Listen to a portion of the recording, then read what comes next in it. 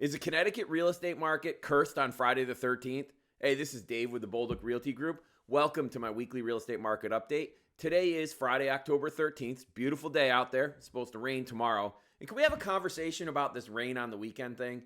It's getting kind of old. Anyway, on to key Connecticut market stats. We had 4,536 active homes on the market. That's up 90 from last week. And we're going to talk about that in a minute. There were about 307 new listings across the state over the last 24 hours. That's very much in line with what we've seen in the past. We had 3,400 closings in September, and we got about 1.3 months of inventory on the shelf, so we're still pretty low. Some key dates here. CPI and PPI, they didn't help us out. Core CPI was in line with expectation, but the headline number was hotter than expected, and it was driven primarily by shelter and energy. So much for the housing market collapsing when shelter is one of the biggest drivers on the CPI increase. PPI was higher than expected. Typically, price increases hit the manufacturers and service providers first, and then those are passed on to the consumer. So it's probably fair to expect we're going to see some more bumps in the CPI report in coming months due to the fact that we're seeing it in the PPI right now. The Fed meets at the end of the month. I don't have a crystal ball, but I'd be willing to bet that there's going to be a quarter-point raise coming out of that meeting. Things are not trending our way right now.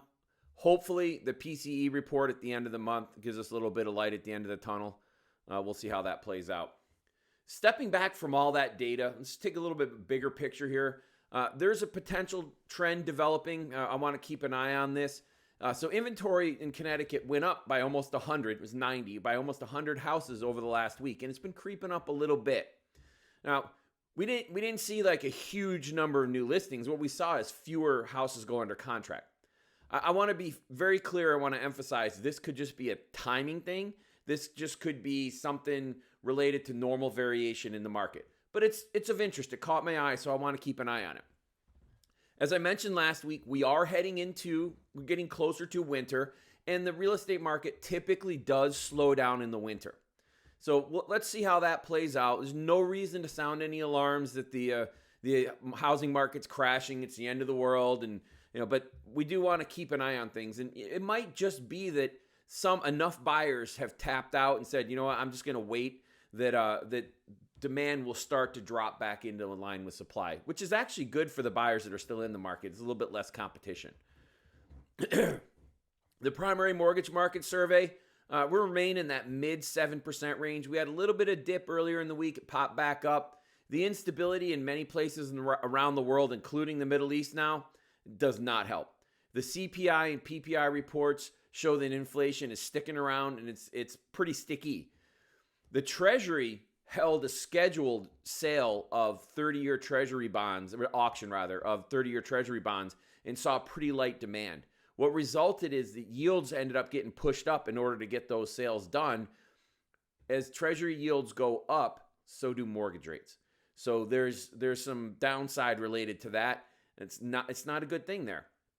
The Fed meets at the end of the month. As I said, we can expect a quarter-point raise. And I also expect the Fed to reaffirm their commitment to keep interest rates high as necessary in order to drive inflation back down to that 2% range. So this kind of market that we're in right now with high interest rates, it's probably going to be around for a while.